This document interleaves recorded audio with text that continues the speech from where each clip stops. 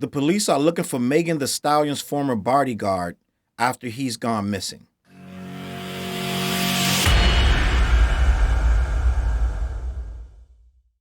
What up? Where's your boy Challz Brown back again talking facts. Hit the like button, subscribe, and notification bell. Okay, I want to read a little bit about what's going on with Megan Thee Stallion's bodyguard or ex-bodyguard, Justin Edison. He's missing, and they want to know what's going on because he was supposed to testify. And we're going to have a conversation about an update with this Megan Thee Stallion trial. I already did a video on it below in the recommendations. Megan Thee Stallion's former bodyguard and a key witness in the case against Tory Lanez has vanished ahead of her scheduled appearance in court. Justin Edison, a former member of the rapper's security squad, is slated to testify next week in the ongoing assault trial against Tory Lanez for allegedly shooting Megan in the foot in 2020. But Edison's testimony appeared to be in jeopardy on Saturday, according to an attorney for Megan. We recently learned that Justin Edison went missing right before he was scheduled to appear in court. The LAPD is currently looking into his disappearance, but a spokesperson for the department told the Post that a missing person case has not been opened on Edison.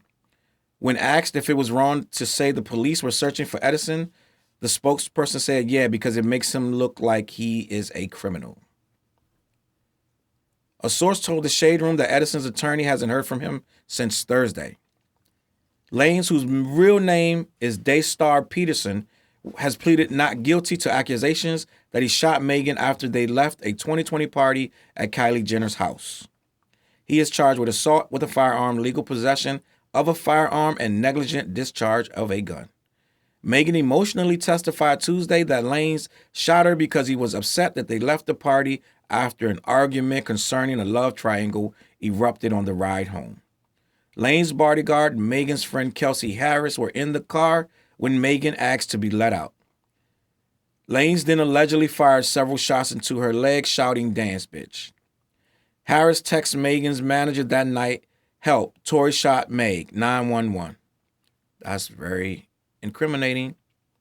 And told prosecutors in September that Lanez fired the gun. On Wednesday, she testified that she didn't see Lanez shoot Megan. Lanez's team suggested the shooting was Megan and Harris. So this story has been and will continue to be a complete cluster, and we will never really know what happened. But I'm going to tell you, and I'm just going to try to piece it together. I'm going to go backwards from where we are right now. The bodyguard is missing. The bodyguard is missing because he doesn't want to testify. I don't think he's in any kind of physical harm. I don't think he's dead or anything like that. That's what it sounds like when they first say, oh, Megan's ex-bodyguard is missing. Police are looking for him. But they just said in the article the police are not looking for him. They're just looking into why he's unreachable. Because he's not even, it just said the trial, he's not even due to testify yet. He's due to testify next week, right? But they haven't heard from him. Now, without a missing persons report, no one can say he's missing. They probably already talked to him. He's probably trying to lay low. But end of the day, of course he doesn't want to testify. And I'm going to tell you what I truly believe. And I'm going to hit this with a caveat of allegedly, right? I believe there's a lot of money flowing around. A lot of money exchanging hands. And a lot of people changing testimonies for that money. And I think that this guy, Justin, right? And these are wild guesses, accusations, and they have no legal merit. I'm not basing this in anything that I've physically heard or know. So I don't need someone coming at me with a lawyer talking about you are saying something about this case. But what I am speculating is this guy is being pressured to not talk. Let me leave it at that. I think he's being pressured by someone to not hit that stand. Just my opinion. And I think he's feeling the pressure because he's hiding out. Right? Now, again, I don't know this guy from a hole in the wall, and I don't know what he does or does not know, but I do know that there is a text message from her to him saying Tory shot Megan. And in fact, I'm almost certain when this happened that the word back from him, I correct me if I'm wrong, There's people that know more about this case than me. That if he was around, that would have never happened. I'm almost certain that was what was said by this former bodyguard. It could be a different bodyguard, but I know a bodyguard that wasn't around for that situation made a comment that if he was there, it would have never happened that way, right? I believe this girl, Kelsey, has been paid a significant amount of money. There is no way that you risk perjury and change your entire story and then say you lied without something on the back end of it.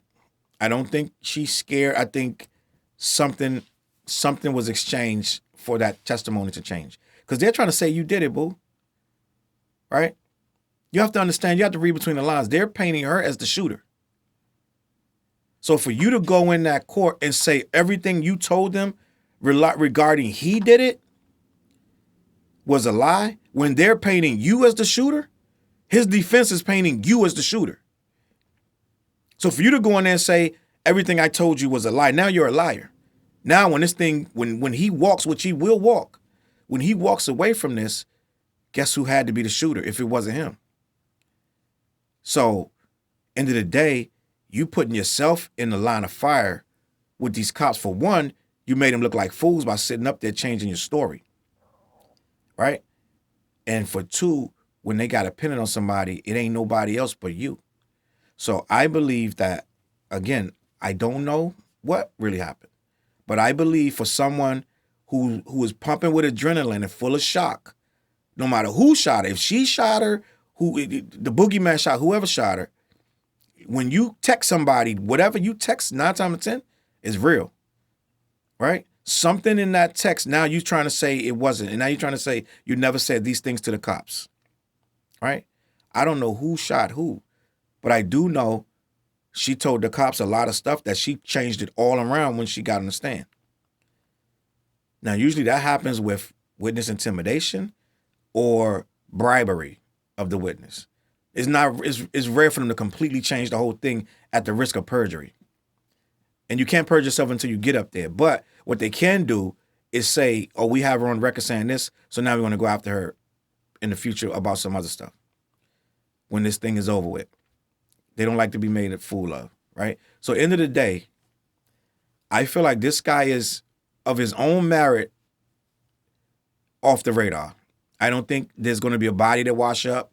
I don't think he's hurt himself. I don't think any of that. I think that he is laying low, trying to figure out what to do in this situation. This is my opinion. I have no reason, I don't have no actual factual words from anyone other than my own intuition, right?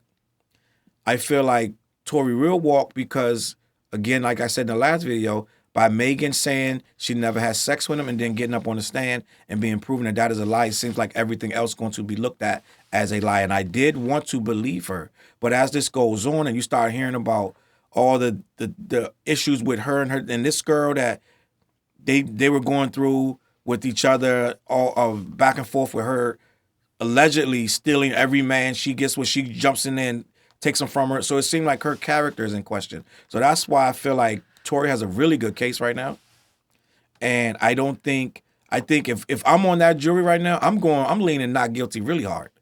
I'm leaning not guilty because before going in, I was on some protect black women, but now I'm like, yo, she's not even trustworthy herself to get up there and say a full-faced lie, a bald-faced lie, talking to Gayle King, trying to be, coy and be, save face, and tells a lie. So it's like at that point, if you're lying about that, you'll lie about anything. So I feel like the case is going to take a bad turn, and they're going to have to charge somebody else with it or drop it.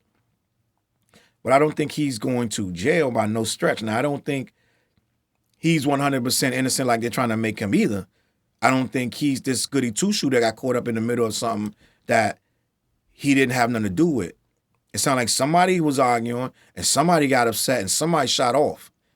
So we'll see what happened. But I don't think no matter what the case ends up being, no one will know what really happened. It's going to be murky until the end of time. We'll never know.